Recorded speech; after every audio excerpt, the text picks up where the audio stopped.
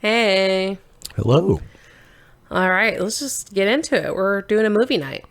Yeah, communist movie night. Today we watched, I don't know, you might have watched yours a different day, but for today's episode, we watched the recent film, Don't Look Up. Yeah, I watched mine last night. My nutshell review is realistically depressing. I think, well, we'll get into it, but I think parts of it were realistic, parts of it were not. So obviously the plot device is not a very realistic one itself. No, so it's kind of, but this film directed by Adam McKay, and the story by him in collaboration with David Serrata, he was Bernie's campaign director. Oh, I didn't know that. Or something. And I want to say campaign director. I'm not quite sure, but he was in the campaign, big guy. Okay. So yeah, and he's he just does Twitter stuff now, I guess. I don't know what he does, but He's a blue see his tweets sometime. Yeah. Okay. Starring Leonardo DiCaprio, and Jennifer Lawrence, who looked really cute in this. I loved her little alt look. Yeah, people kept making fun of her though for it. I loved Mullet it. girl and Oh, all the boy other with a things. dragon tattoo. Yeah. That's hilarious. I liked it. Okay, so overall synopsis is these scientists, the characters that are played by those main two.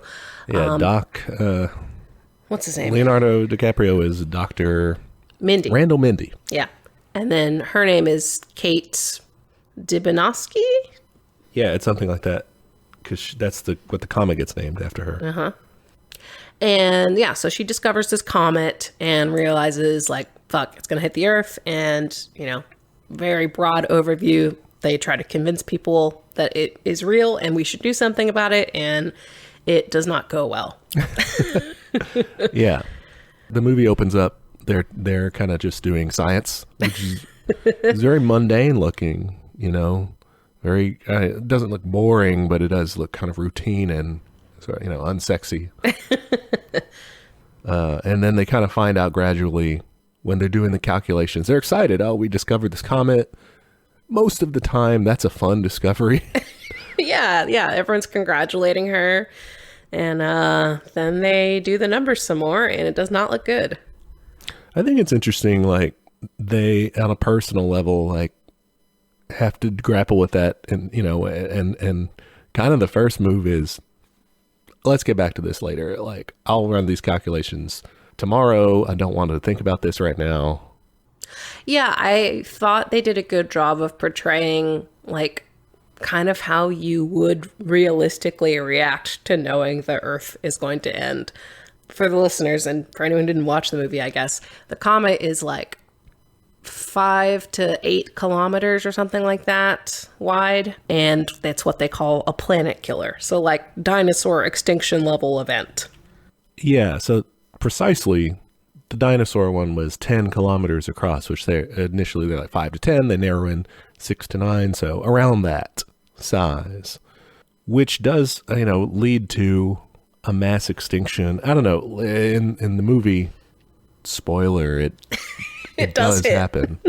Everything seems to be basically wiped out, and they're talking extinction level. But I think to most people think extinction level, we think everything's gone.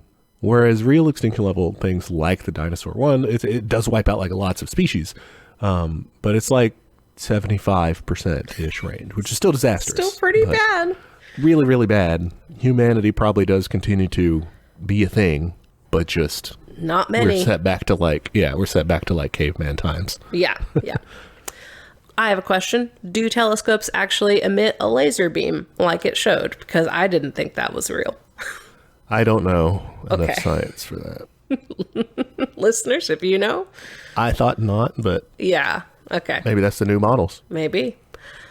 They're laser sighted, Anyway, so yeah, I did think it was really realistic how they portrayed Leo very much. Sorry, I'm going to keep calling him Leo. Dr. Mindy has anxiety, and I thought they did a good job portraying that, his kind of panic attacks. And then Kate's reaction was immediately, I got to go get high, which I feel ya.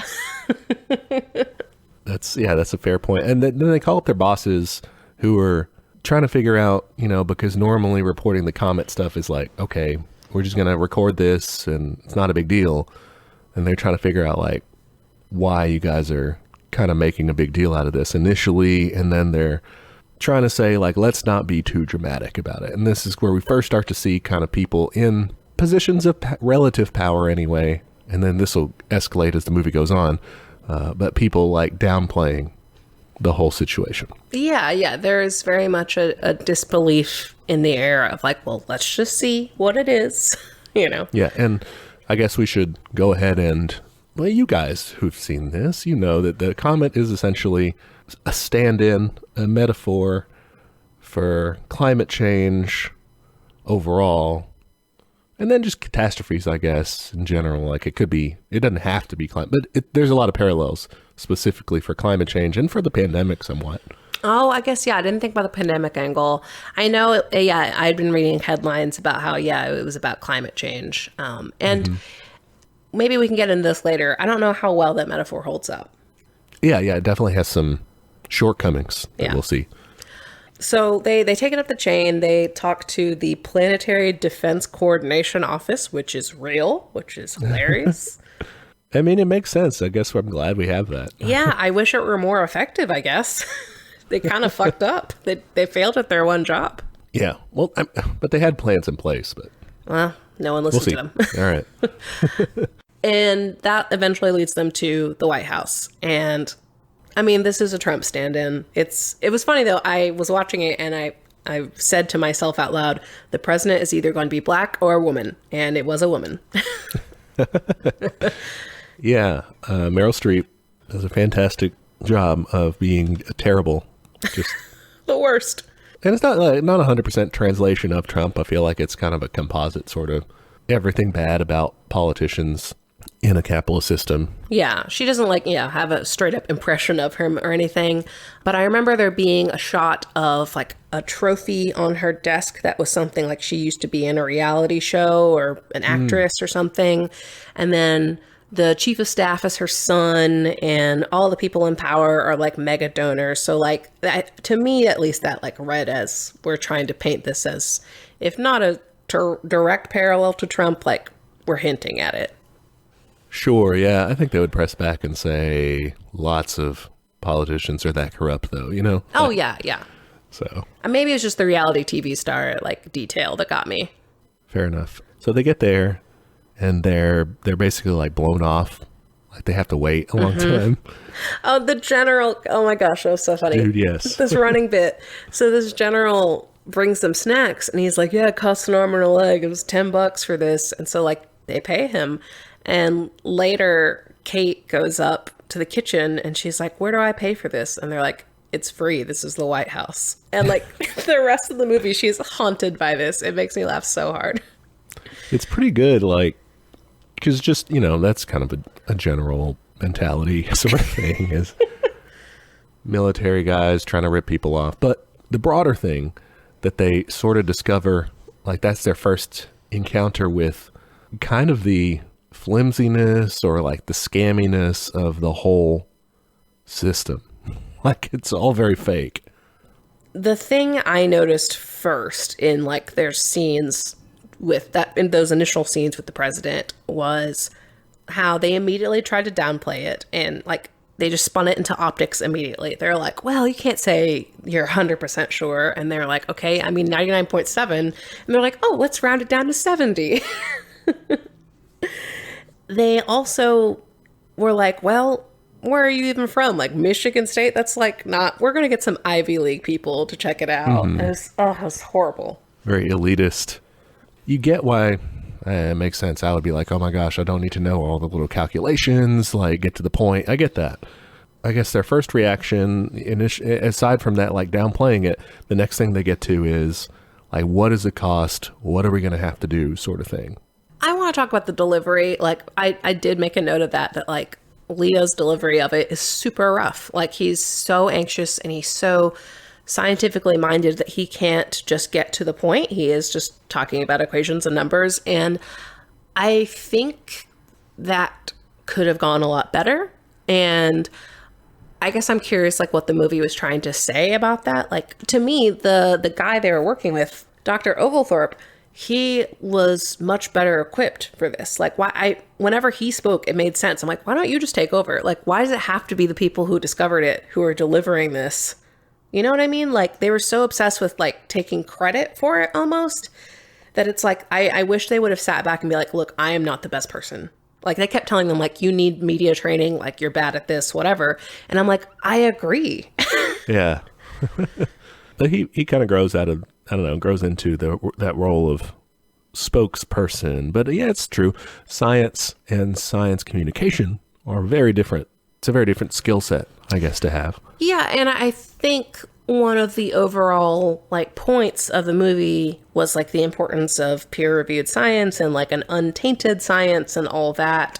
And to me, it felt like a very binary choice of, like, you either have pure science or you have, like, the other extreme of the media they show, which was, like, social media and, like, inane morning talk show hosts and stuff like that. And I'm like, there's got to be a middle ground in there somewhere. Like, you have to have a way, and this is something I find frustrating about science today, is like, if I want to go read a study, I have to, like, learn how to read a study. You know, I think they could do a better job of communicating their point. And I think, I don't know if that was on purpose in the movie of, like, look how bad they are at it, or because it felt like they spent a lot of time demeaning the other side more. Does that make sense? Saying people are stupid because they like entertainment? Yes. Yeah, I think that was sort of, I don't know, it comes across as kind of an old man critique of society, is look at all these youngsters and their phones and their pop stars. Yeah, and I guess I just wonder, would this be a different movie if the main scientists had a little more of that, either they had that ability to deliver things, or they, like, leaned on someone else that did and was actually on their side. It felt like they're setting up that, like, if you are charismatic, you're automatically, like, kind of evil and you're part of this media system and you're, like, a bad guy. They flesh that out some too, because, like, when he becomes a spokesperson and gets good at it and is the America's sexy doctor and everything, I mean, we're going to see their plan still doesn't work. Like, no, that's what I'm saying. They put together this slick messaging thing or whatever, like, that you want, and it still doesn't go anywhere. No, but that's what I'm saying. Why does that have to be the case? Why can't you be good at delivering something and also have a good plan? I mean, they did have a good plan. They just didn't do it, remember? Well, yeah. Well, that's like, I guess, a different piece, because that gets into, like, capitalism. And I think that's the main critique there. But I guess what I'm saying is, I guess that's the point, that even if you do deliver it correctly and manage to get in the room, like, larger forces will come fuck it up. Yeah. I mean, I think that he pulls off, kind of what you're saying is he eventually pulls out this cool science delivery, and they put this packaged campaign together and all that. And then they don't, it doesn't work because of the structural forces. Yeah. Yeah. One other thing before we move on, in the White House meeting or whatever, they're talking to the president, and we said, well, we can't do anything yet. We have to wait on it because the midterms are coming up. And, classic, liberals sort of thing of, like, we can't lose Congress, or then we can't do anything at all, sort of thing. And then she puts on this big show of, like, hey, no, listen, I hear you. I hear your concern. I feel that you're stressed. We're going to do something, like, very assuredly promises basically nothing, but does so, I mean, like, it's trite maybe, but people should have by now more of an understanding of politicians in this way. In a capitalist system, is just, they're there to, like, play a role.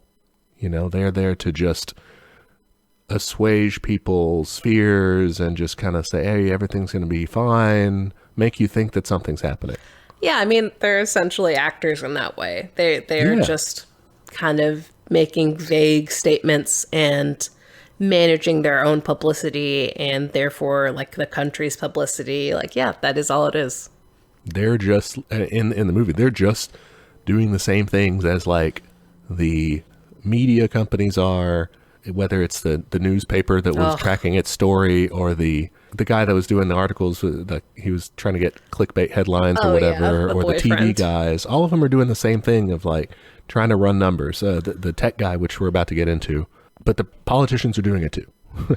So tech guy is Peter Bash, and he's basically like a kind of an amalgam of like Steve Jobs kind of figure, or maybe I kind of read him as Musk more.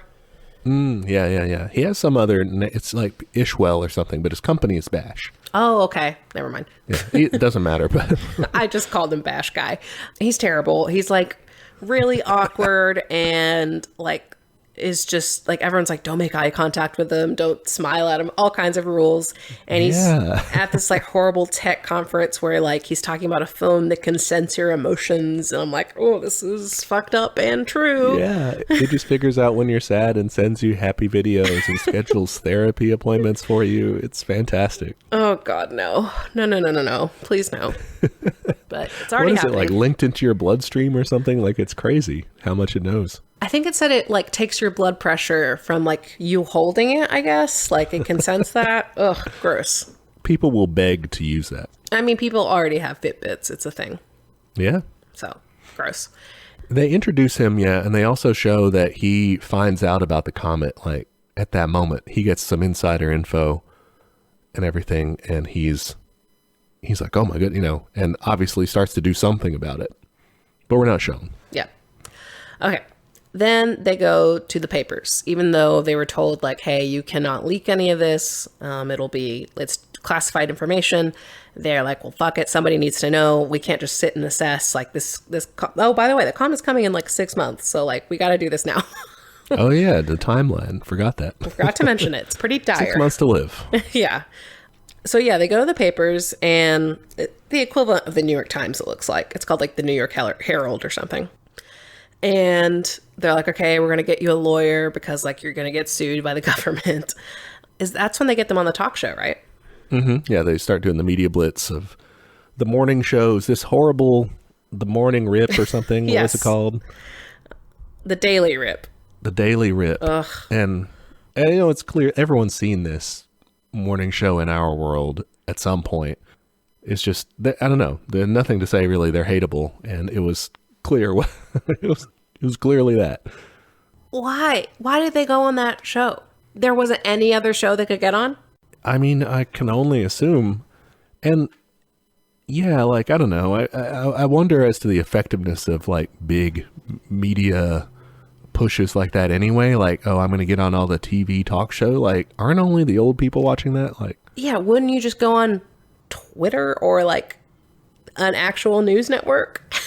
It's also perhaps saying that they had it wrong from the start, because their whole plan here is to convince the people in power to do a plan, right? And so, I mean, if you're talking to the people in power, they keep up with those shows and stuff. They watch that. Yeah, that's true. Like, that's the audience, I mean, is basically the Washington establishment people, So maybe that's what they're saying, is that was their whole idea, was let's get on there and make the politicians change, Yeah, I guess I was just kind of like confused by even the setting of like a peppy morning talk show. I'm like, I get what you're saying here, which is that like those shows are stupid or whatever. Yeah. But I guess I'm just like, there's again a spectrum between that and like a regular just a CNN newscast kind of thing, which those also are stupid. Don't get me wrong. I'm not a fucking like shill for them, but like there's at least degrees. Yeah. And they have faced similar audience, like older, the smaller audiences or whatever. So I don't know. I think they were just trying to, it was a plot device, like, go tell the world. Okay, I'll do it on TV. Mm-hmm. It was like just a stand-in for the media in general. Mm-hmm. Yeah. But they go on there and they have the segments. They're leading with, there's this background stupid distraction story about like the Supreme Court nominee. Oh my God, that they're trying to push, who is like a sheriff, but doesn't have a law degree, likes to shoot people. And then it comes out like that he was a nude model Yeah, and then he like apparently did softcore porn. Yeah, it gets worse from there. He like then there's like a sexting thing or something With the him president. and the president. It's Yeah, so fucking funny.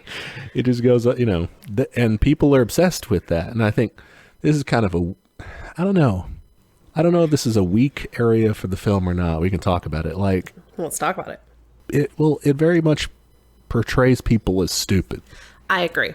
Like, there's also this other thing that they do in this little segment of the morning show where the singer is like getting back together with someone, and people are like having to have an opinion on this, and like they're talking about it on Twitter, and everyone's obsessed with this relationship and with this Supreme Court. They're just distracted and really portrayed as like dupes. I agree. I didn't particularly enjoy the way this film satired like social media and celebrity culture and all of that. I mean, I don't know. I have mixed feelings about it because, like, yeah, I'm not super into that culture either. Like, I like social media and stuff, but I'm not like following. I mean, I think literally Ariana Grande plays this pop star. So I'm pretty sure it's her. It looks exactly like she's her. on the cast list, so I guess so. Yeah, that that's was probably her. Okay. Clearly, I'm not very familiar with her work. If I'm like, who is this lady? Yeah, but what I'm saying is that like same. people should be allowed to enjoy things, and I think when you denigrate pop culture, oftentimes you are just like shaming women for liking things. You know what I mean? Like it's just like, oh, stupid fucking teenage girls liking bullshit. You know? Yeah, okay, I can see that. To me, it just comes across as very old. Like, It is very old too. Just like millennials and Gen Z with their phones.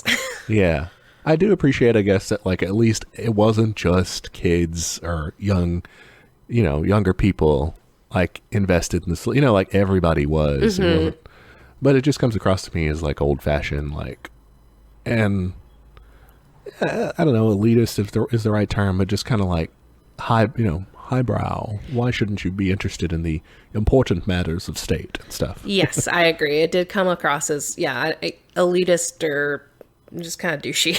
If I can't find a good word, we'll go with douchey.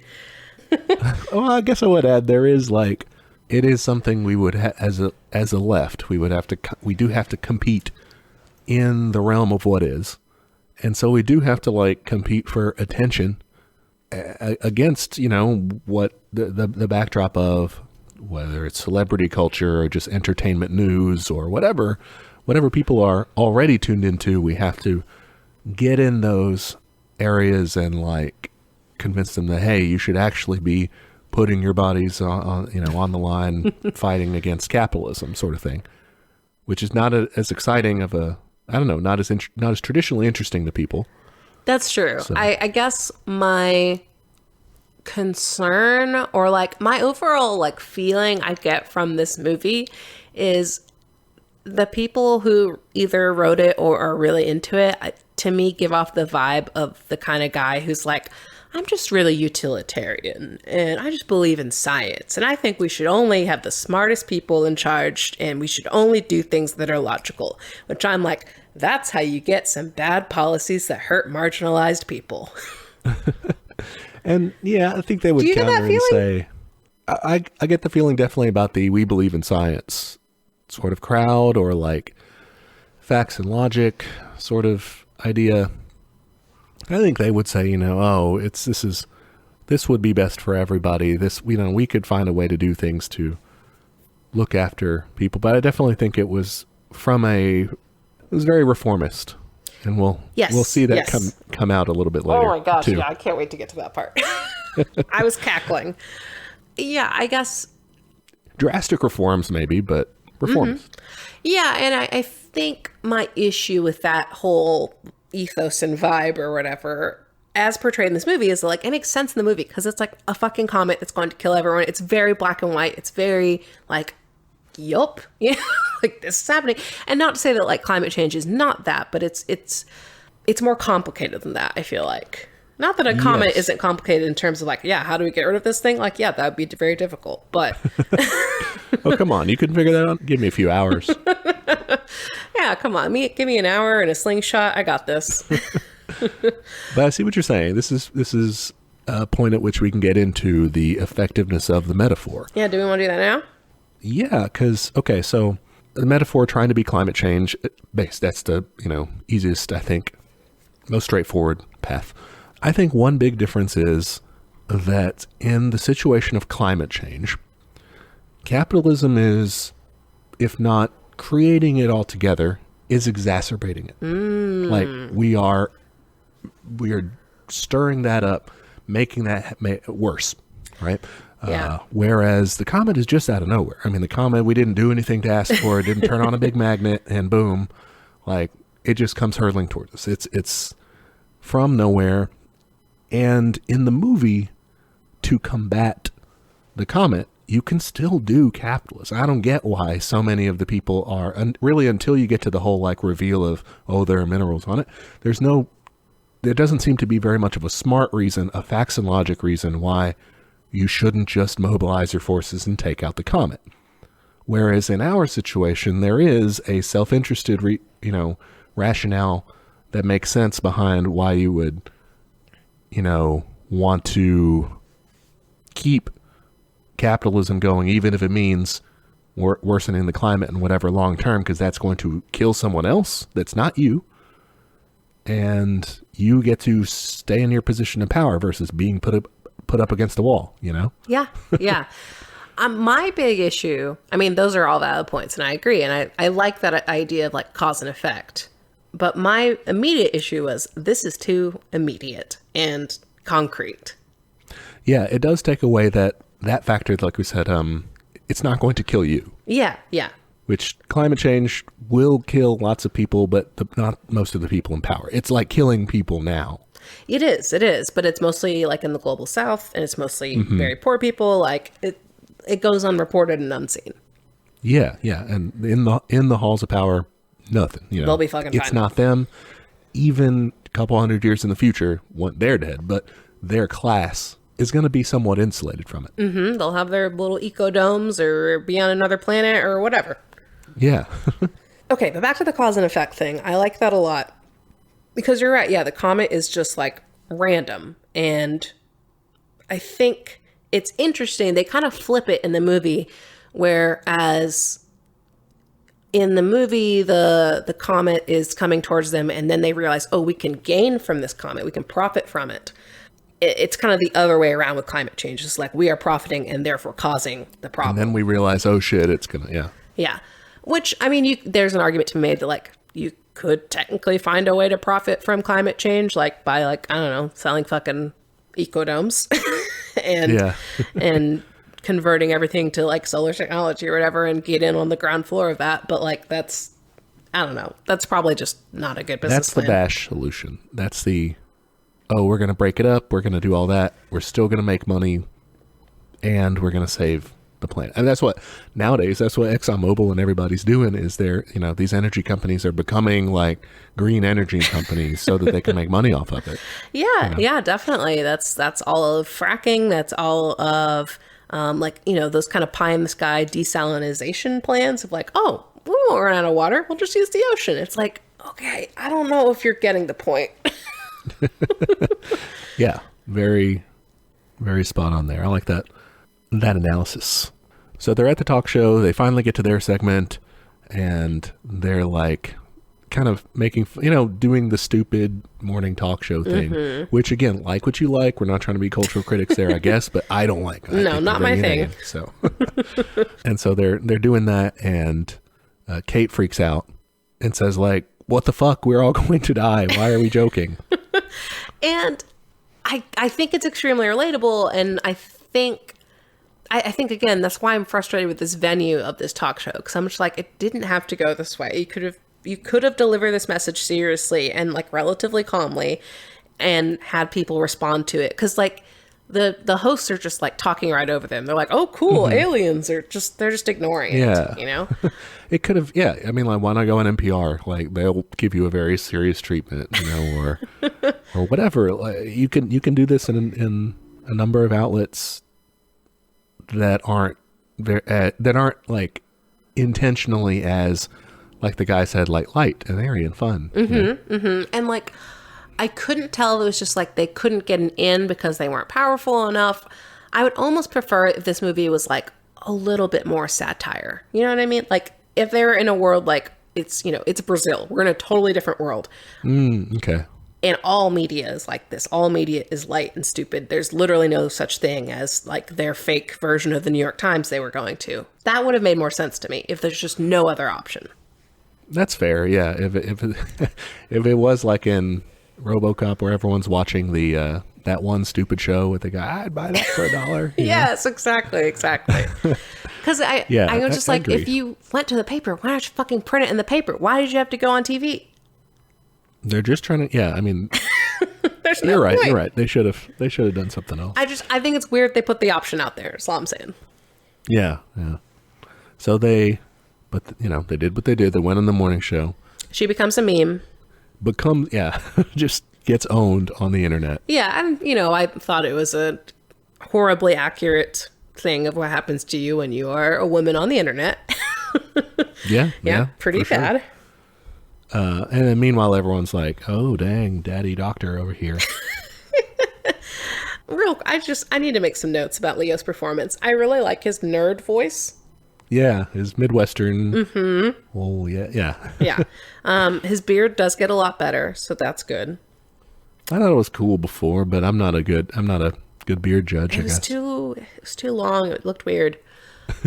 And during the talk show, they flash back to his family, and like the kids they have the new phones, and they're like, "Oh, my phone just downloaded this girl's album for me." Like, is it supposed to do that? It was so freaky. Yeah.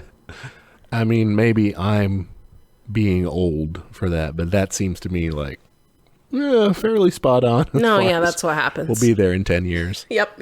So, so they're in the aftermath of that. They go meet with the Herald, and that's where they're kind of saying, "Oh, you became a meme, whatever." The head of NASA starts raising doubts and saying like, "Oh, this is fear mongering." So the Herald's like mad because they're like, "You told us it was a sure thing." And then we find out the head of NASA is an anesthesiologist and super donor to the president, which is why she's head of NASA. There you go. Corruption. And that's capitalism, though. I mean, yes. That's what it is. Yeah. You can say, "Oh, we could have fair, honest government, whatever," but it would end up that way. Yeah, it would. Then they get arrested by the FBI for leaking the story. And they drag him back to the White House, and they're like, "All right, we actually had our Ivy League guys check this out, and you're right, there is a comment." They like admit they're wrong, but in like the meanest way possible. Yes, yeah, and the chief of staff, Jonah Hill, he's so ridiculous. Like, I don't know, he was just for comic relief, I think. I mean, aside from pointing out like nepotism exists, which I think besides that, he was just there to be funny. Yeah, I think so. I mean, I think he's an extreme exaggeration of like, I don't know, like an Eric Trump or something, like just total nepotism and idiocy. Yeah, that makes sense. So yeah, they apologize, but then it's like, well, this is really just because the midterms, we're trying to use this to their advantage. But they say they put together a plan. Their plan is so funny. They introduce us to this general. It's the guy from who's this guy? I love him. The one who's gonna like pilot it? Yeah. Oh, Ron Perlman. Perlman, that's what it was. I was thinking of Ray Perlman, which is that's a lady. Okay, yeah. Ron Perlman. Yeah, okay. So I know him from Sons of Anarchy, but he's in different stuff. Yeah, he's in lots of stuff. So he's I love the plan because they're like, okay, we're gonna get all these decommissioned rockets and stuff and get a bunch of nukes and detonate it to the comet. And they're like, cool, that sounds great. And they're like, and we're gonna get a hero to fly it. And they're like, well, why wouldn't this just be a drone? Yeah. And they're like, no, we need one, like optically speaking. And so they get Ron Perlman as this crazy guy. Oh my God, he's so fucking funny. Yeah, he's just old and like very like racist and everything else. Yeah. Very problematic. Yeah, every time he speaks, someone afterwards goes, he's just from a different generation. Yeah. Which is like, there's plenty of old people that are like normal. Yeah, it was pretty funny. So that's the plan, and they announce this plan in this big spectacular Oh my God. battleship mission accomplished sort of thing. There's flags everywhere. There's like there's fireworks. There's like guys lined up, like saluting. It's ridiculous. They start the campaign, I guess. I don't know. It was very dumb. Like this whole kind of montage of like going out there and telling everyone, hey, this is the best plan. I don't know. Like, what did you think about this segment? I mean, this is where Leo like gets more appearances on the talk show, right? Yeah. Gets more appearance on the talk show. Sesame Street. Mm-hmm. And it's just like trying to convince people this is cool. Like, they're just doing PR. I don't know. Yeah, no, it definitely is. It becomes a whole campaign. Oh, I thought it was funny because it's like a whole montage. They show the stock market's going up and down like crazy. You have the conservatives, like the Fox News people saying like, there's not, maybe there's not even a comet sort of thing. Like it's a hoax. Leo starts cheating on his wife. Hated that. with this ridiculous lady. Yeah, the talk show lady who like turns out to be very smart, but like just is terrible. Yeah, I mean, she's just a pure messenger for capitalism or whatever. Okay, then we get to the mission. Or unless did you want to talk more about the campaign? No, the only thing I had for the campaign was just why. What? I guess the movie does make clear it's not a good solution because it doesn't seem like it changes people's minds. It doesn't really do anything. And then, the mission is started anyway, like, I don't know. It doesn't, they just kind of want to feel good and convince people that they're doing the right thing. Yeah, I didn't understand the point. I mean, I guess the point of the campaign was because she wanted better approval ratings. Like, she could have just done it in secret. Like, she's the president. Like, she could have just been like, whatever, just do it. So I think maybe that was the point, was that like they got co-opted into the political process, basically. Okay. So then, yeah, we get to launch day. Yeah, my note for this is, this movie is so upsetting, I'm going to go in my room and cry. Yeah, the Bash CEO guy's in the room with the president, and they're all there. For some reason, the morning news lady is there. Mm-hmm.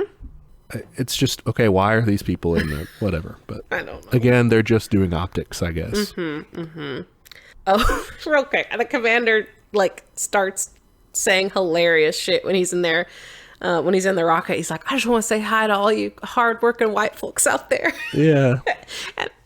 and he's like, and the gays too. It's so weird. Oh my gosh. And the general is just like, from a different generation. Anyway, but yeah, so Bash guy comes in and pulls out the president and just bosses her around. Oh, completely just has her on a leash. And yeah. that's accurate. Yep. And I called it. As soon as he came in the room, I was like, something bad's going on here. And as soon as they turned around, I'm like, they found rare earth minerals. And sure enough. Yeah. $140 trillion worth of rare minerals are on the comet. So we can't destroy it like that. We can't let all that go to waste. Yeah. My next note just is nope. This is when I start getting really upset. A lot of my notes start to not make sense at this point. Just various degrees of distress. Yeah, that's when I watched it first. The first time I watched it, I was drinking, and it was not a good choice. It turned out to be a very hard night, but yeah, it's a rough one. But yeah, so they say, and someone raises the question. I think it's Leo that says, "What do the trillions of dollars matter if we're all dead?" Basically, right? Yeah. And they're like, "Yeah, but we're not going to die because we have this cool tech plan to break up the comet with these Bash drone things, and we're going to direct those little smaller pieces into the ocean, and it's going to be great." And he does this like crazy TED Talk speech with like swelling music, and you're just like, oh, what? Yes, the speech was like, he does this whole like kind of 3D mock-up thing, like it's like a hologram kind of situation. And all the words he's saying are just nonsense. He's like, we're using our algorithms and our nanotechnology, and he's just throwing out all the jargon there. And I'm like, this means nothing. Like, my next note is, this tech is not real. Like, there's no fucking way. Yeah. I'm like, this isn't gonna work. This is fucking Elon Musk selling you a bag of shit. Yeah, or just like a tunnel or something, you know, just ridiculous things. They make Leo the head scientist guy. Mm-hmm. And then he's talking with Kate and Oglethorpe at a bar. And I really like this conversation. I could talk about this for a long time. Let's do it. They're giving him shit. They're like, why are you on this plan? This plan fucking sucks. You know it sucks. The science, I bet, is not real. Like, has this been reviewed? And he's trying to defend it, but also is saying, like, wouldn't you rather have me in the room to keep it on track? Yeah, he's like, he wants to be in the room where it happens. Oh, he's just a little reformer nutcase. You have to win elections. You have to get in there to make real change, and that's why you got to vote blue no matter who. Exactly. That is what it is. This is the total lib approach of like, I'll be the good guy in the room and I'll steer it to where we want to go. Yeah, and they're, you know, increasingly Oglethorpe and Kate are like, I don't know, man, this doesn't seem to be it. You know, they're kind of like done with it. Yeah, and Kate starts yelling and they're like, keep it down. And then I love this part where everyone in the restaurant is like, what's going on? Like, you must know. Like, they see his White House badge and they're like, please, we're just regular people and we want to know what's going on. Yeah, which I appreciated because we earlier criticized a little bit of elitism, but like I think here it kind of is maybe just a nod. You know, there could be more of this in the film, but like regular people with real reasons to care, like, hey, I've got kids, I want to know what to tell them. Like, you know, smart enough to realize their own interests, which I think is more the case than the rest of the film shows. Yeah, and I was struggling to figure out how to crack this particular nut, but I was like, man, I wish we could do some mass action here because, like, you know, a riot breaks out after this. And I'm like, that's fucking understandable. But then I was struggling with, like, how do you go from that to, like overthrowing the government and like making sure the like comet gets deflected. I don't fucking know is the answer. So yeah. And I say, calm down. I don't have a plan. Clearly. Yeah. Well, our plan currently, if you must know, is to do a weekly podcast. Yeah. Then step 2, question mark. Step 3, the abolition of profit. That's it. That's all we got. So yeah, Kate tells people they decided not to stop the comet because of billionaires wanting to make more money. And everyone's like, what the fuck? And they riot. And she gets black hooded, gets arrested. And there's a lovely line here where she's in the back of the car and Dr. Randall's like, you can't go doing this. Like, what do you want to do? Overthrow the government? Oh, I wrote that. And I just said, yes. I wrote the same thing. It was just like, wow. Maybe not. I mean, maybe there'd be too much chaos to where you just couldn't put anything together. But it seems like in their current situation, the power structure was such that they were only going to try to address it in the stupid tech way, in the way that made them more money. As the film goes on, you learn more about their plan. And they're like paying off Chile to take on these huge tsunamis. They're paying off other countries to deal with the damage from these things. It's like an unstoppable conspiracy at one point. Yeah. And that's capitalism. Mm-hmm. And that, kids, is called capitalism. Now, again, you know, we already mentioned the metaphors, kind of weakness, because these guys are really behaving quite stupidly, or maybe just hubristically, because, like, they're sure that this weird mining scheme is going to work with relatively few consequences for them, versus the longer scale of climate change where you don't even really have to worry about that so much. Like, it's further out in the future for you suffering any sort of, you know. I think what's interesting about the tech plan is there is this notion, and we touched on it earlier with their kind of idea of elitism in terms of like college and stuff like that with their scientists, but everyone just believes whatever the fuck this guy says, this Peter guy. Yeah. And to an extent, they believe everything the president says.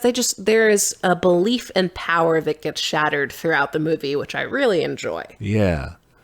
And finally, Leo comes around at the end and says something effective like, they don't fucking know anything. They're lying. Yeah. Yeah. Oh, I love this line that Kate says later, which is like, they're not even smart enough to be as evil as you think they are. So, which sort of was true, but sort of wasn't, because they were sitting there talking about like, oh no, they've got like spaceships to leave, and they did. They did.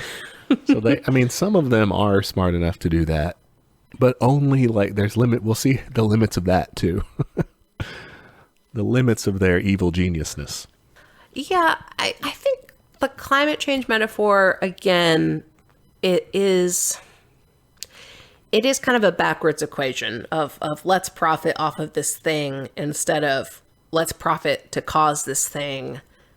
I do think it's correct in the essential equation of it, which is they're going to let people die so they can get money. They are already doing that. That's true. We're nitpicking kind of the granular details, but you're right. The big picture item, you are expendable as blood fuel for their machine, has been true since the days of Marx. Yeah, that's why I almost wonder, like, would this be better as a metaphor for capitalism instead of climate change? Like, yeah, again, the timeline is off there too, but that equation is still the same. It's for because it's for dramatic effect that like, oh, the 6 months device, sure. It heightens everything. But like the stakes, while different, are still, I mean, the setup is still the same. Like they're willing to make your life worse so that they can make their life better. They're willing to punish the global south specifically and, cause all kinds of tsunamis and earthquakes in South America so they can profit and provide for like the home country, the imperialist countries. That becomes like a slogan of this new campaign is, what is it? Jobs from the comet or something? Oh yeah, the comet providing like mining jobs or something, or not mining jobs, but like I guess jobs related to they don't really go into it. They just say it's going to provide a bunch of jobs, I think. Yeah. And when Kate goes home, she tries to go home to her parents and the door is locked. And they're like, we don't want any politics here, which like, oh God. And they said, we're for the jobs the comet will create, which is insane. And that is really the trade-off people have been sold is like, okay, you at home will have first off, a job being your fucking dream. God. I feel bad for you. Dream picker. Yeah. They promise all this. Bash promises it. I keep calling him Bash. I don't care what his real name is. He sucks. It's fine.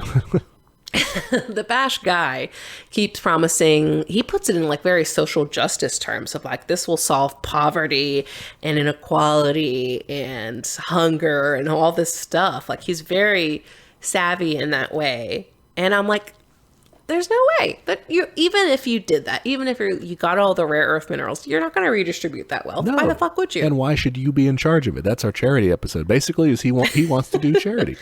Yeah, that's true.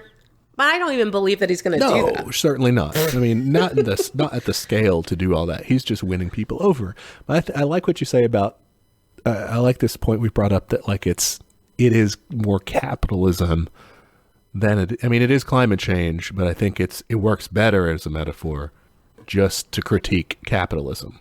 Maybe that's just our lens, but and it's still it suffers some same imperfections. It's still not 100% precise, but Kate goes back home.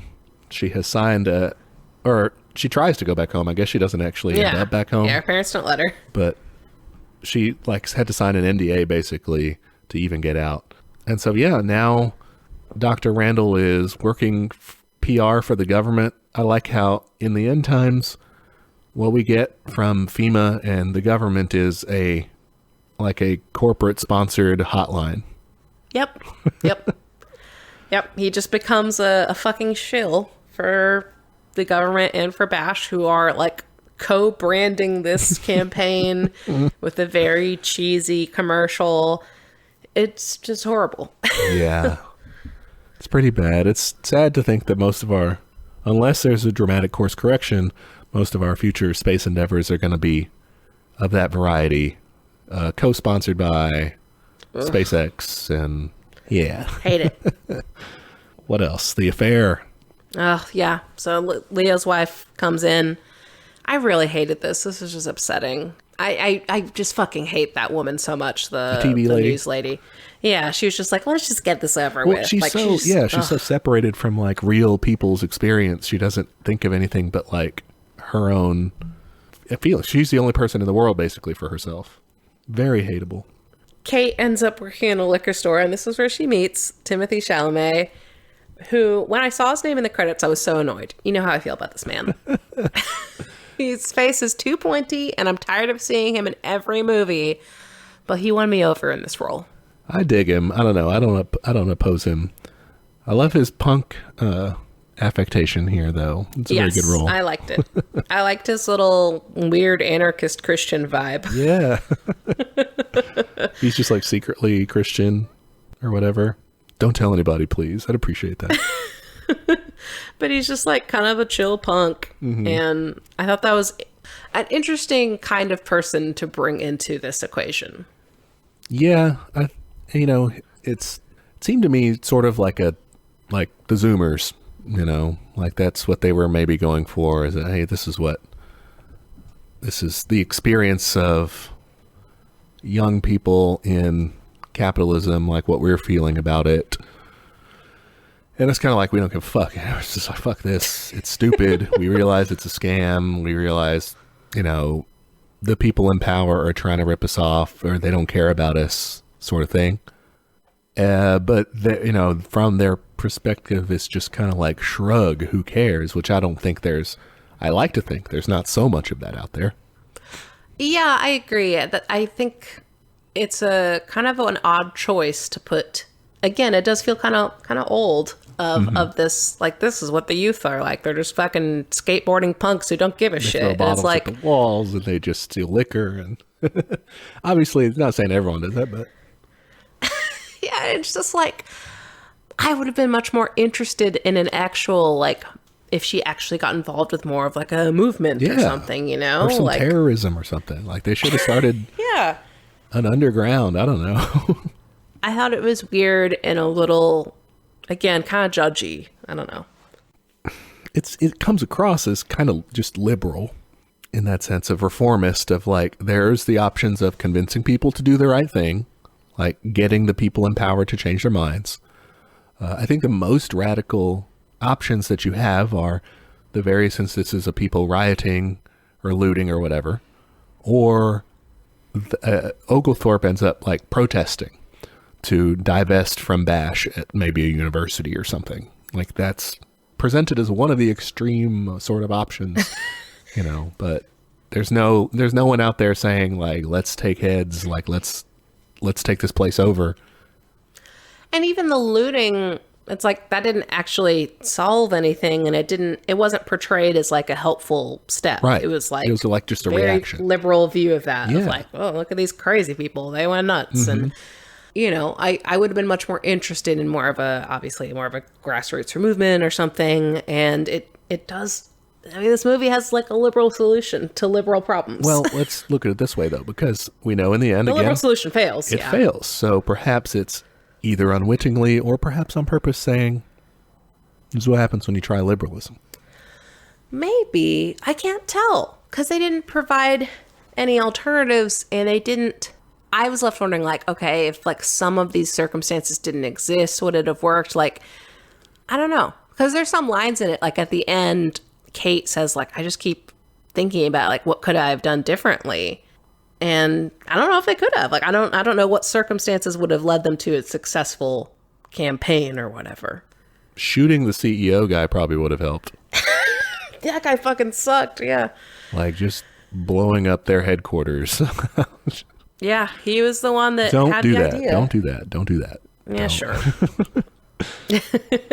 I don't think that's what they're going for, if I'm being honest. But I like it as an interpretation. So anyway, she lets Chalamet's punks leave with some free booze because she doesn't care, I think her ex-boyfriend is writing a book now. Oh yeah, Brush with the that Devil. Guy sucked. Oh my god. Emit, that made me sad because that actor was in the movie Yesterday, which is really good. And so I was like, no, you have to be nice. That's betrayed me. That's their power as actors, is villains and heroes. Yes. Okay. Next. Oh, this is the conversation about algorithms, where like Bash guy is able to predict Leo's death, apparently. Ugh, that's so creepy. I love this conversation, though, because, yeah, so Dr. Randall's kind of asking him, like, the science, peer review, this sort of stuff, which is very, I don't know, that's another thing. It's a very technocratic, like, plea. People, can we please have more peer reviews and believe scientists? Which, like, yes, but I just don't see it as a big solution, but... I also don't see it as like a purely neutral solution either, because like every scientific study is funded and it's usually by people who have an incentive to do so, Yeah. Yeah, that's true. So you can't just hold it up as like, this is empirical evidence. It's like, well, who funded the study? Like, how was your sample size? Was it diverse? Like I have mentioned this book before, but in the book Invisible Women, they talk about how like, they didn't test women with seatbelts until like the 90s. Yeah. Wow.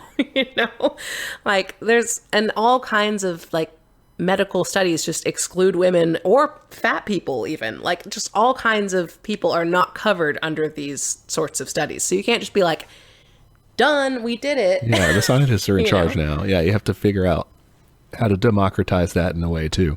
Yeah, because I mean, if you think about it, because the education system is so segregated by wealth, like your scientists are going to have a lot of bias. Like you read all the time about like tech stories where, coders will accidentally make a racist program. And it's not because they're like out there being super racist. It's because they like don't consider issues that don't affect them. Mm-hmm. Yep.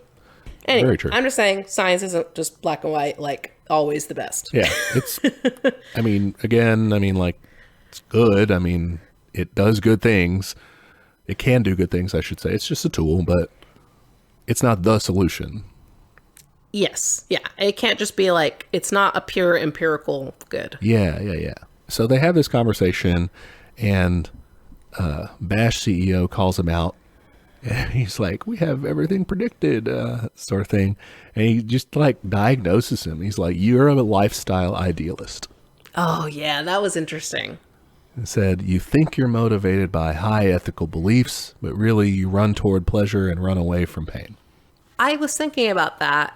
I thought the movie did a nice job of kind of showing his descent into that, because he very much gets seduced both literally and figuratively by the media. Like he's doing all these appearances. He has this power now because he's like part of the White House staff. He is America's sexiest doctor or scientist or whatever. And he's like famous now and he's enjoying it. And I think that's kind of a way to show like, we would love it if, AOC and Bernie saved us, but you can't expect to be saved by one of the people like holding a match to the house, like they're part of the problem. Yeah. And well, he diagnoses him with being lifestyle idealist. He also like thinks he's doing something. He feels like he's making change. Yeah, like he said to his coworkers, he was like, oh, don't you want someone like me in the room? Mm-hmm. And so that's another, thing he's become consumed by that point is I'm really making change here when really he's not. And then he finally breaks on the talk show again and just fucking goes off. He's like, they're all lying to you. Like, this is really bad. Yeah, what did you think of this scene? Because he starts yelling. He kind of does like epistemological crisis line here where he says like, if we can't agree on facts, basically, then what then? Like, what are we doing? I thought it was interesting. And this is when I started wondering like, okay, is this like a COVID metaphor now? I think, again, I did find it frustrating that the two times the scientists tried to explain their points in a clear way, they do end up yelling. And it's just like frustrating. And I'm not trying to be like a fucking like civility person. Yeah, exactly. But, and I understand, like, this is fucking dire, like, we don't have any time, I get it. But, like, it's, I don't know, I am someone that believes, like, messaging is important. And, like, I think you can overdo it, obviously, like, see any PR firm. But, or any, you know, government Twitter account. But, like, I do think it is important to be able to take complex situations and explain them clearly. And I think when you have such a kind of science-obsessed point of view, it's hard to do that. And they show the scientists failing at that every time they try. Yeah. I guess that's another point for science alone won't solve it, because it doesn't have like the skill set, I guess, to deliver that on its own. You gotta have your propaganda, and like there has to be a lot of touch points for a complex problem like that. Like, I don't know, like I think back to like comics I've made about explaining healthcare. Like, that's a really fucking confusing thing to most people. You have to find a way to make it like very simple, and not everyone can do that. Yeah, and another thing is how, as he's getting increasingly mediaized or whatever, like co-opted into not just the media, but I mean the power structures plan. Campaign. Yeah, shilling for capitalism. He's more and more, he is like completely detached from the masses, the people, right? I mean, like, that's another thing about this messaging stuff. You can set up in your offices figuring out what do real authentic Americans believe about this. But like, if you're organizing and doing the mass line and like figuring out what people want because you're of the people and with them and live among them and everything, you don't run into those messaging problems. Yeah, that's true. Like, and I think that's kind of symbolized by him being away from his family and just rejecting that entire lifestyle, you know? Yeah. So he freaks out and says kind of like, you know, how can we talk to each other, any of this sort of stuff? And everyone's just kind of sitting dumbfounded. And then he gets blackbacked. Yep, he's gone off the grid again. Yeah, off the grid. That's what they call it. That's what they call it. And then we see the comet. It's here. Yeah, they can finally see it. And then they start the campaign, like, this was kind of a silly little montage, I thought. I hated this part. The look up, so they had two competing campaigns by the end of it. They have look up campaign and then don't look up campaign. The whole time I'm like, okay, what are you going to do about it? Well, they barely mentioned that. I was at first like, this is straight up, who cares? I'm just going to look at a comet, wave, and die. They did mention the UN plan, though, briefly in passing. They say basically they want the UN to put together its own deflection mission. Okay, let's talk about who actually runs the UN. I'll give you 3 guesses. Yeah, for real. I mean, it's the United States, guys. If they're not on board, what the fuck else are people going to do? Like, there's just no way. Yeah. So that was the new best hope was, and it's I don't know. It's very much like old school, like peace concerts or Live Aids or whatever, like all that sort of activism culture sort of thing. Because they do put on a big concert. Yeah, so the Ariana Grande character is putting on a big show with her reunited boyfriend, that goes crazy on social media, and they even have a dinky little fucking campaign office. That's when I lost my shit. I was like, oh, this definitely won't work. As soon as I saw that office, I'm like, that's a sad-ass DNC office. This thing is not going to work. This is where motherfuckers lose campaigns. It's exactly what it is. Like, where's the stack of free pizza? Because this is not going to work. Yeah, so one line I liked from the concert was listen to she sings, listen to the goddamn qualified scientists. That was so funny. I wrote that down too. And it's just like, what is that? That's part of, I don't know. I think hopefully they were trying to do some sort of critique of the pure, like, we believe in science crowd of like being very preachy or being like smug, right? So yeah, so they portray it as like a culture war kind of thing. It turns into an awareness campaign, and so they show the initial movement and they show like all the social media stuff, and then they show the backlash of all these like conservative guys being like, the Jews are trying to get you to believe this and all this horrible stuff. My favorite though was when they show this actor who's in a movie about the comet or whatever, and they're like, I see you're wearing a pin, and the arrow points up and down, and he's like, yeah, I think, you know, we need to be more united in this country. I see both sides of it, and that cracked me up so much. Yeah, he's just like, and that's what we're doing in our movie, man. It's a popcorn movie. Just for everyone. Like, just banal. Ugh. Who was that guy? He looked really... Was that Chris Evans? He looked kind of like Chris Evans. Oh, it was Chris Evans.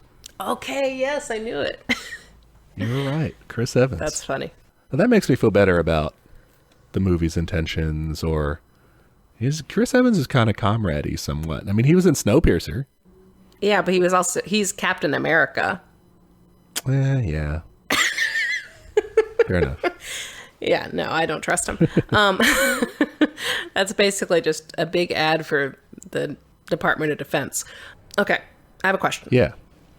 At one point, someone is getting out of their car on the street. That's when they're looking at the comet, right? Uh-huh. And there's a sign in the store that says shovels only $5.99.99. What the fuck why are shovels so expensive? Are people digging shelters? I guess so, because in one of the campaign montages, they had some lady doing a video that was like, you know, everything's going to end, or, you know, the comet's coming and people are going to dig in. And so I'm going to start selling shovels. Okay. I remember there being something earlier, but I forgot it, and I was too depressed after the movie to go back and find it. So thank you. Yeah, that's what they were talking about. Okay, cool. So yeah, they have put on the big campaign. They end up in the rinky-dink campaign office. That's the exact words I used in my notes.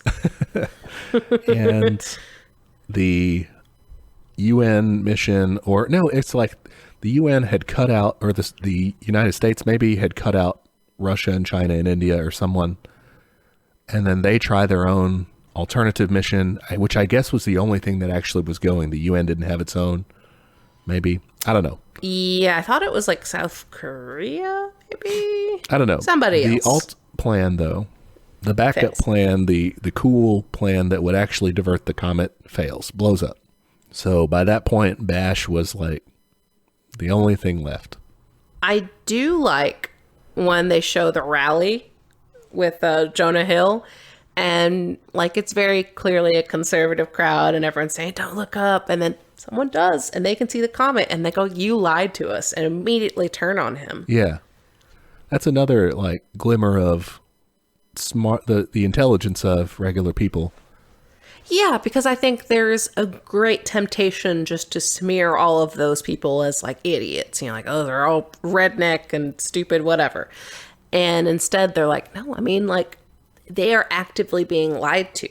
And once they're able to recognize that, they can like put two and two together.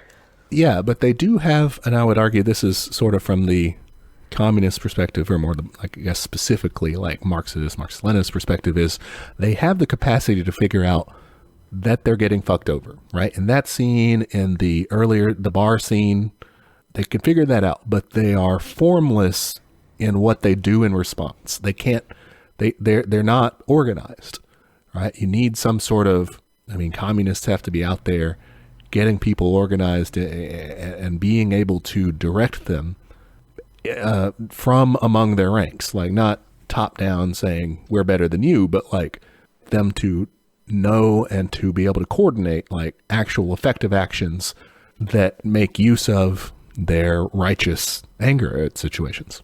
Yeah. And, you know, if you want to take communism out of the equation for a second, you can make the argument that maybe, you know, the scientists should be more in touch with the people, and they should be able to connect their message with more people without necessarily having to rely on the media for doing that. Or you could say, yeah, the media should be more disconnected from power so that they can disseminate information. I guess what I'm saying is like this is why I think the movie works better as a metaphor for capitalism, because like you can trace all of the problems back to it. Yeah, that's a good point. Thanks. So yeah, they're like just figuring out how they're gonna die. Kate gets engaged in the car ride over to, in Michigan, I guess is where they're at by now. They buy or take groceries. I don't know if anyone's unclear. Yeah. And then we're down to launch day. Now, they do one of the montages that they've been doing throughout the film, not of like, not the campaign stuff or whatever, but like just nature video shots of like nature, of humans. I loved these. I did too. And at first I was like, what the fuck are we doing? Mm-hmm. But as it went on, especially towards the end, they were really impactful. Yeah. Like the editing in this movie was great because it made you like think like, this is what we're going to lose. Like they showed like hippos at one point. I'm like, oh no more hippos. Just, I mean, you know, yeah. And like ants, not as desirable, but like cool. I think insects are cool anyway. Like whales. But then also just like people all around the world, less American centric, you know, just living, just existing. And closer to the end, like, you know, coping and stuff. But yeah, I like what you said of like what we would lose.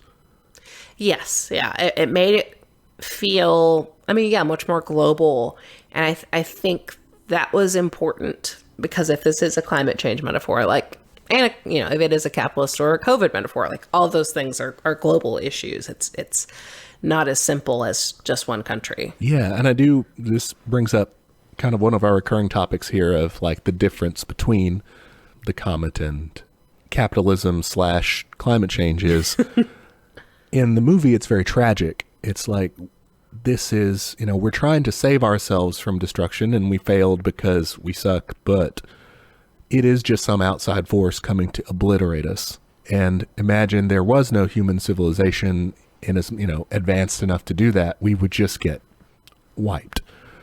But in our case, these scenes are what we're destroying, are what we're letting. Yeah, we're making the conscious choice. And what we're letting Not certain people us, do to us. Yeah, what they're taking away. I know earlier I was talking about like, you know, the tsunamis hitting Chile and stuff like that. Like that's kind of a decision to put more of the burden on marginalized people. But like in the movie, like the comet destroys pretty much the whole planet, and it seems pretty immediate. Whereas climate change is and will continue to affect like more impoverished areas first. Like that's just already happening. Yeah.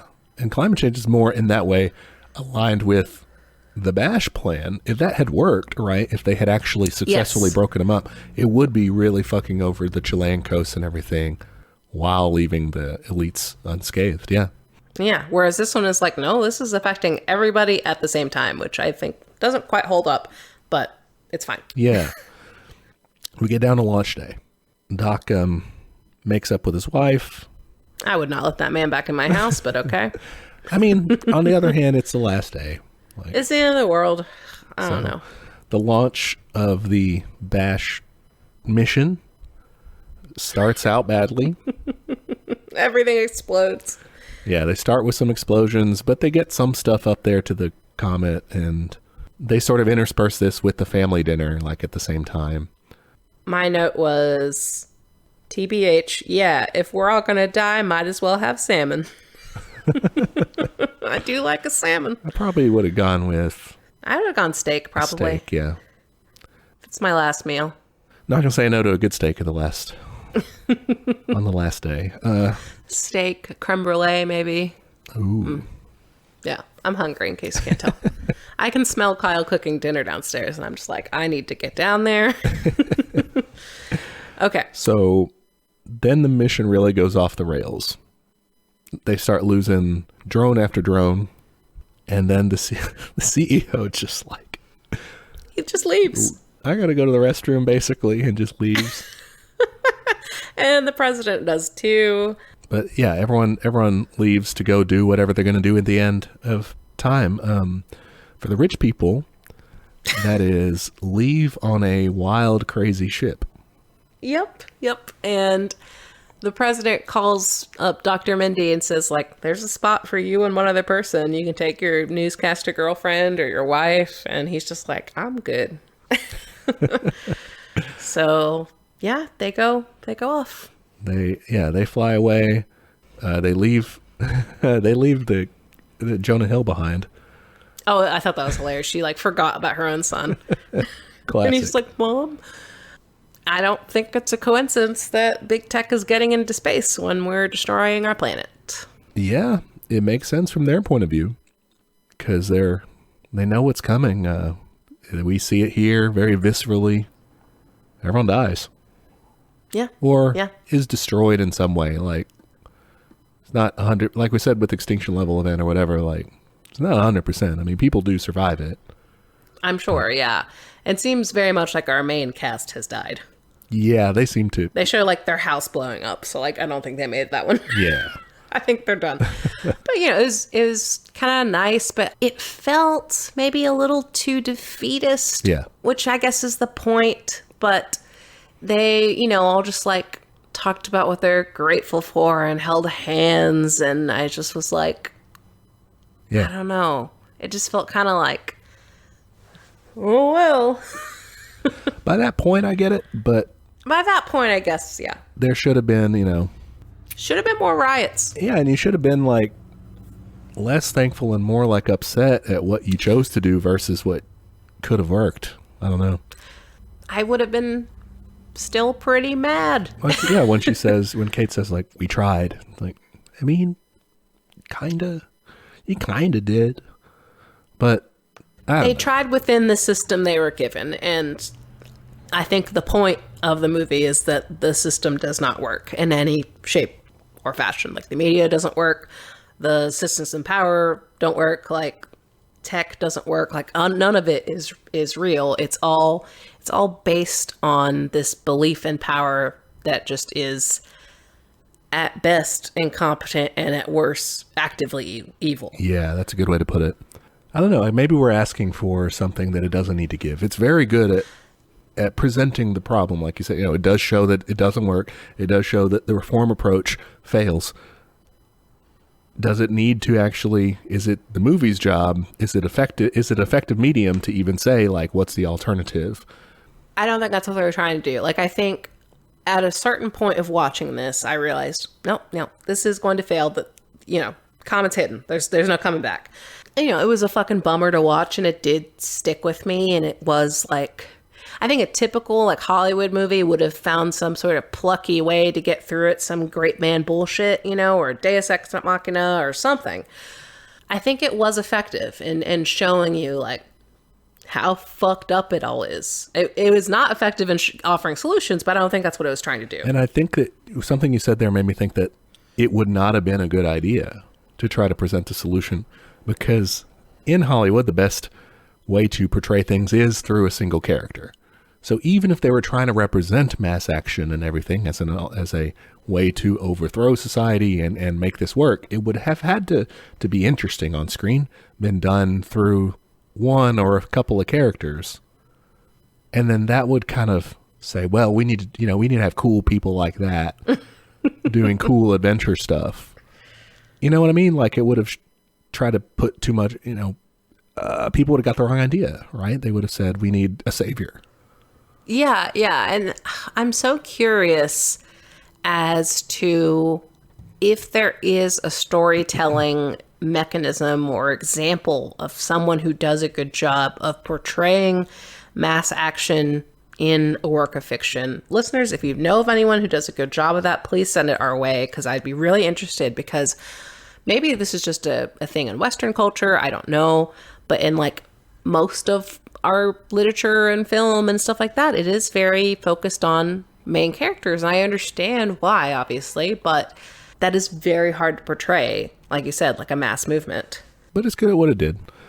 It was. I was fucking bummed out. Like, listeners, if you're on the Patreon, you will see my notes just get sadder and sadder. So. All right. Did you see the Fate of the Rich People? Okay. I did not realize there was a post-credits scene. I just watched it. Wow. So they end up on this idyllic-looking planet. First off, everyone is old. They're not going to be able to repopulate. Almost everyone there is old. Yeah, most of them, yeah. Although maybe they figured out a science way. Also, I'm shocked that any of that tech worked. I'm sorry, I just don't believe it. But yeah, they're like all naked in this new Eden. It was pretty good tech, too. That was 22,000 years in the future. Oh, I didn't catch that part. That's funny. Oh, I liked, too, the detail of, like, when the cryo chambers were opening, you could see the labels of who everyone was, and there's, like, an oil guy and a lobbying guy. It was ridiculous. Yeah. They end up there. A lot of them died. Mm-hmm. They're like, oh, it's pretty good. And then the president walks off to see this new creature and just gets eaten. Yep. I'm okay with that. Yeah, that's the thing about, space exploration and trying to find, near Earth planets and things is if they're suitable for life, they may be suitable for life that is dangerous to you. That's a good fucking point, really. Also, there's a post credit scene.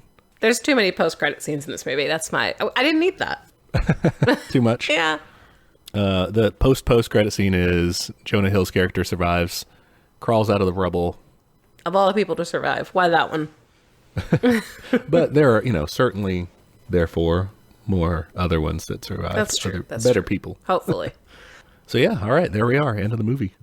How leftist do you think this movie is? I don't think it's like traditionally leftist. I think it's more just like it does a great job critiquing capitalism and a pretty good job of critiquing liberalism.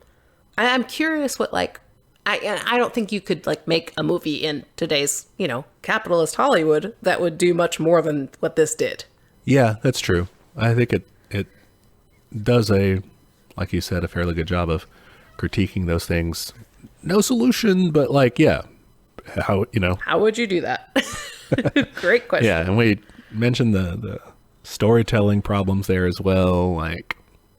Pretty good job with what they had. I mean, we did kind of point out the shortcomings of a little expert heavy, listen to science without really diving into any of how could we make that work for people?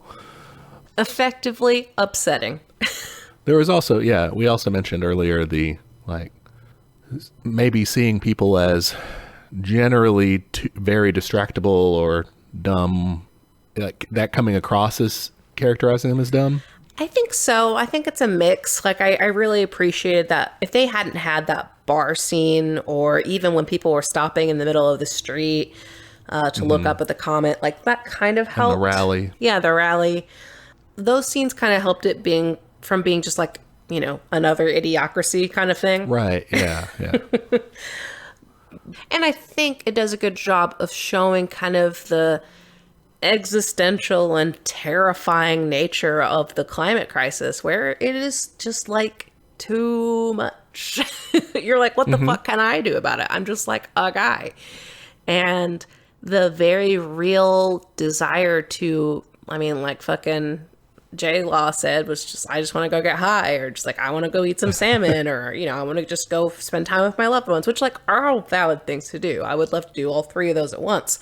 But I think it does a good job of portraying that kind of feeling of helplessness of when you are relying on these power structures and they let you down, it feels like there's nothing you can do. Yeah, because at that point there isn't. You missed your shot. Your shot was taking over the place. And then, deciding together, hey, let's put the smart people, let's make them do the thing. And, that's your chance. Well, by that point, you are helped. You may as well just enjoy your last moments, because that's, and I guess it's showing that when we didn't have that action, when we were just alone, that's what we had. We were powerless. But together we can do so much more. I really hope so, guys. All right, star rating. A 3.5 out of 5. Okay. And I'm giving it this because I think it's a very well-made movie. I like the music, too. It was kind of funky brass stuff that was fun. I think it's effective at showing, like we said, a lot of the problems with capitalism and media and all that stuff.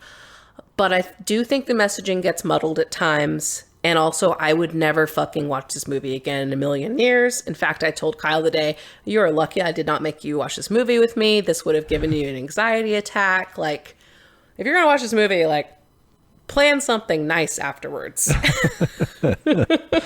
Yeah, that's good advice. Yeah. Personally thought it was good, would never watch it again. But, mixed bag. What about you? I gotta start going first. Do I keep influencing you? Yeah, no, not influence me, but like I was thinking I was going to do 3.5. Oh, really? But now it's not convincing because I went second. Sure, you were. Exactly. It was a little long. Like we said, there's not downsides, but maybe blind spots or spots where they are like less than generous to, I don't know, either like Gen Z or like regular people or whatever. They're it's with any satire, you kind of pick at people, but it's, we're on one side, I guess. We don't really like when the people at the bottom are targeted too. I don't know. Yeah, exactly. And of course, we covered kind of the imperfections of the metaphor itself. I mean, if your metaphor can be like 3 different things, maybe it's not the most clear metaphor. Yeah, but on the other hand, it kind of like touches a lot of bases. It kind of makes you think, man. That's true. Yeah, I wish I had done more reading on like people's reactions to it. I kind of ignored all those headlines because I wanted to watch it first. So yeah, whatever. It is a little bit of a slog, though. I will like not just lengthwise, but like you said, sad, emotionally. Yeah, and I also struggle because and this is one of the things that Dr. Randall says in his big rant is like, will people even, if people are going to even watch this based on their political ideology, even if they do, will they just ignore it? Like, so you said it was effective, but how effective is it? It's not. Perhaps it's effective toward liberals in radicalizing some of them, showing them like, here's your plan. It just blew up the world. But how many people are even convincible like out there? I don't know. And I think you could show this to someone and they could easily dismiss it as, well, that would never happen because it's a comet. And they'd get really focused on that and say like, well, climate change is different. Like, we have plenty of time and we have, again, they'll be like, well, maybe the tech for that will work and things like that. Like I could see showing this to someone and hearing those kinds of, that kind of feedback. I mean, even we engaged in some too. of that. Like, the metaphor is not exactly right. Yeah, Yeah. But when you back up and say, okay, capitalism with heavy influences of, climate change, pandemic, this sort of thing, then you can kind of see the big picture of some people are screwing us over for their own gain. I could see a lot of people, I think a lot of liberals could watch it and just say like, well, those are obviously conservatives. They could read those Trump cues and say, well, that's what happens when you have corruption in office. That's what happens when you have reality show people in charge. And they could just say, we need more good people in charge.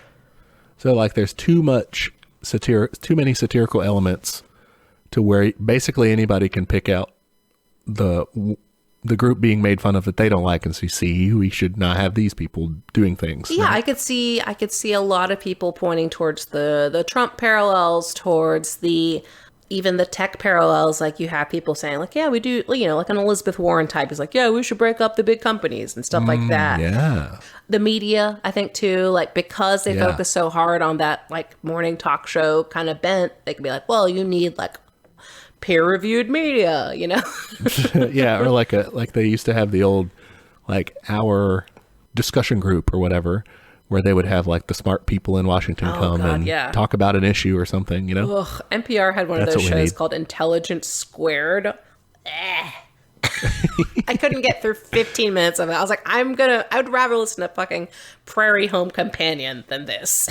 That's what people, if that's your thing though, I mean, I'm sorry. Because people say that. People probably say the Prairie thing about Home our Companion. podcast, like, oh, I would rather. I'm sure. I'd rather watch the Home Shopping Network than. I'm sure. Anyway, I think that's my issue with it being, I guess, again, it's kind of muddled. People could pick out what they want to pick out from it. That makes sense. Okay. What are we doing next week?